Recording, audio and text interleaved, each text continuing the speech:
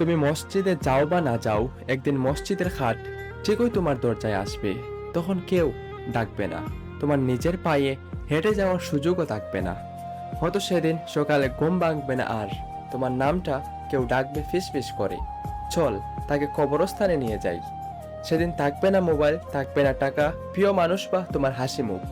থাকবে শুধু সাদা কাপড়ের কাপড়, আর সঙ্গে যাবে তোমার আমলনামা। আর যারা তোমাকে ভালোবাসে তারা তোমার জানাজায় আসবে, কাঁদবে, চোখ মুছবে। তারপর একে একে সবাই চলে যাবে, তুমি থেকে যাবে একা মাটির নিচে। পৃথিবী কখনো থেমে থাকে না, নতুন দিন আসবে, নতুন গল্প শুরু হবে। তুমি শুধু স্মৃতি হয়ে থাকবে কিছু মানুষের মনে, তাও কিছু দিনের জন্য।